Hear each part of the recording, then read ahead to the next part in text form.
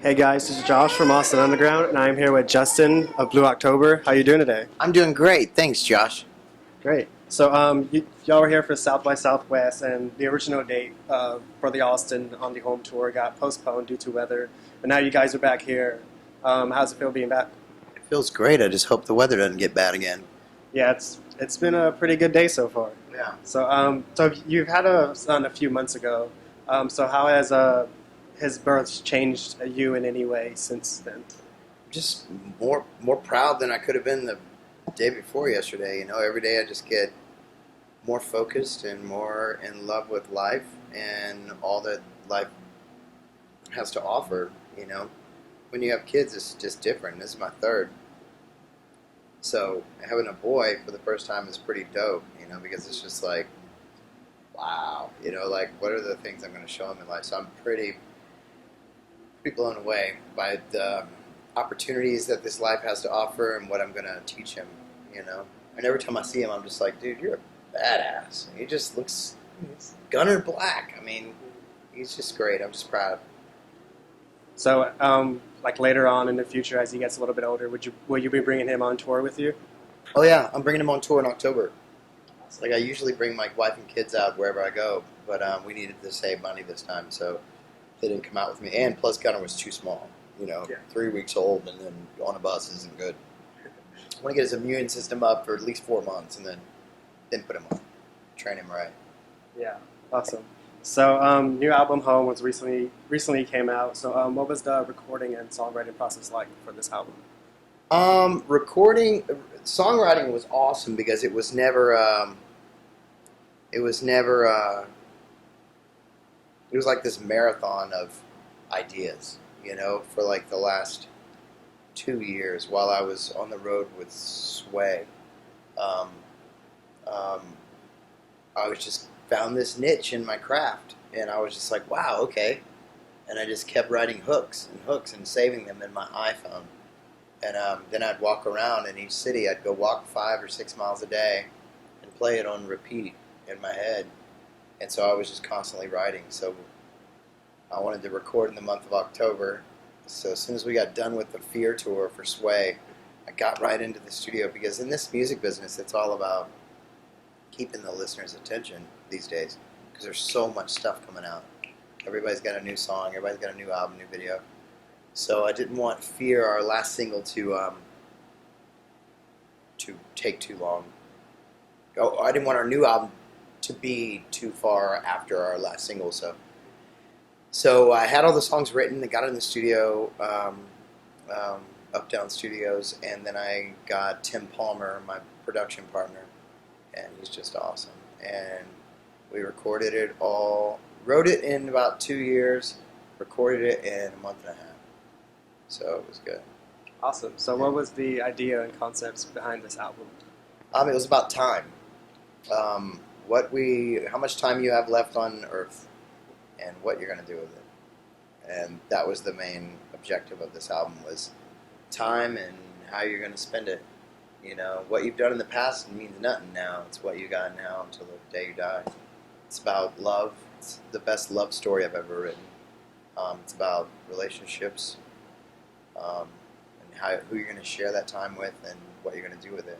You know, so pretty proud of it. It's a really positive record. And is there a favorite song that you have on this album, like in terms of lyrics or performing? Lyrics, I'd say Heart Go Bang. In terms of performing, I'd probably say Coal Makes Diamonds or Shake It Up. Awesome. So, you're coming out with the collection, which is videos from this album. Right. So, what was the idea of doing that? I missed my son a lot on the road, and I'm always about educating myself and learning more and more every day. And so I started reading books on film editing, and I started saying, you know what, I'm going to take an idea. I'm just going to take my 2 iPhones that I have, and I'm going to shoot video constantly. And I'm not going to use any other cameras but my iPhone. So there's no excuse for anybody that's like, well, I don't know how to make videos. Just read a book, shoot your iPhone, and then edit it. And I've made 3 of them so far. And next week, Coal Makes Diamonds came out. And have you seen it? I have not yet. You should watch it. It's pretty strange. And then next week, Break Ground comes out. And then then a week after that, another one will come out, and then a week after that, another one will come out. So everybody makes lyric videos these days, but I was like, why don't we just make obscure moments of time, So is this going to be like a weekly thing for every song on the album, or Yeah. how's that going to be? Yeah, so it's like every week I'll have one new song. Like next week will be Break Ground, and the week after that will be another one, and probably We Know Where You Go, and then Time Changes Everything, and then the week after that, and then the week after that, until I get through all of them. Awesome. But what I was saying is I miss my son is I had to keep my mind active when I'm on the road, because there's a lot of downtime, so I didn't want to just sit there and be like, oh, so I decided to go into film editing and make little videos. So I'm not saying I'm a filmmaker. I'm not saying they're great. I'm just saying that they're more content. So. And where's all this content coming from? Just from the tours? Just from the last 3 years, and with my iPhone, wherever I go, if I see like an angle or a beautiful picture or sunset or anything, I just film it. If I see the guys in the band look the way I've always wanted them to look, that other directors just have never been able to capture, I shoot it. Because iPhones are magical tools. Yeah. So you've been an inspiration to many people who have been struggling with drug usage and people who are trying to quit, who are addicted. And you've also dealt with this as well, but you've been sober for quite a few years already. Or last week. Awesome. That's really great. Clean and sober. Yeah, I don't drink. I don't smoke weed. I don't do nothing. Awesome. Yeah, and I'm down to 1 cigarette a day right now, so I'm gonna be quitting that soon too. Yeah. All right. Well, that's really good. You've been clean for many years already. So Thank you. How have you been able to maintain that? AA, recovery, 12 steps, doing the 12-step program, AA and NA. I'm really, really, really active in recovery and my spirituality and just wanting to better myself. If I've done this, then I want to do that. And then if I'm done with it, I'm never just going to be sitting there going,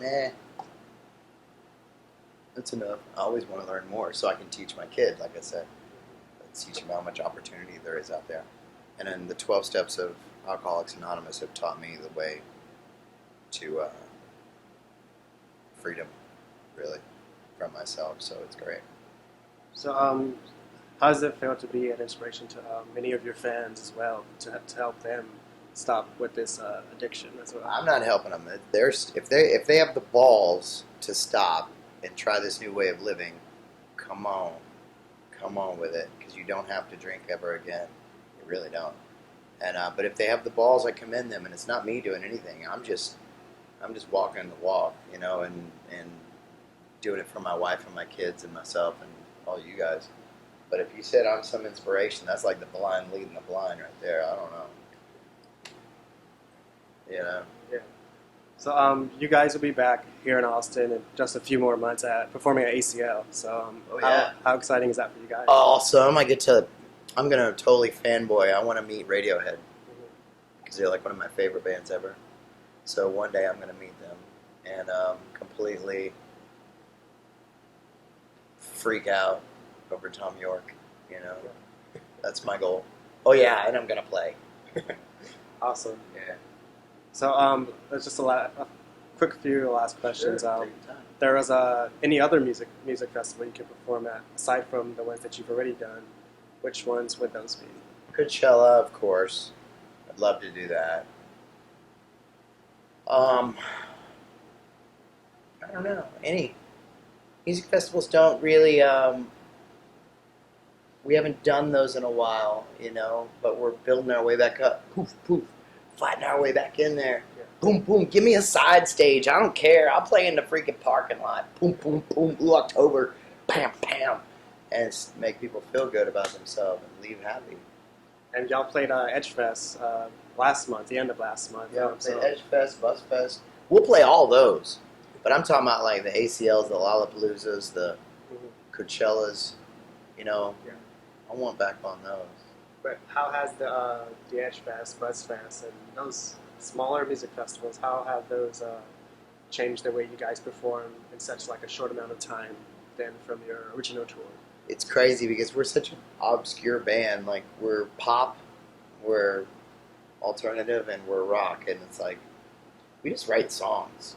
But when we play like Edge Fest, it's a rock fest, so it's okay to strap our balls on and play hard, or play rough. And then when we play songs like things like ACL, we'll play our more artistic songs and more more art rock songs. And then when we play anything for the most amazing station, Mix 94.7, we'll play more of our pop songs, upbeat, feel good songs. Awesome. Well, we thank you for your time here talking with us. Thank you, man. I appreciate it. Anytime, bro. And we hope we'll check you out at ACL for sure, but maybe we'll talk to you again then. Thank you so much, man. Do some dap. Yeah.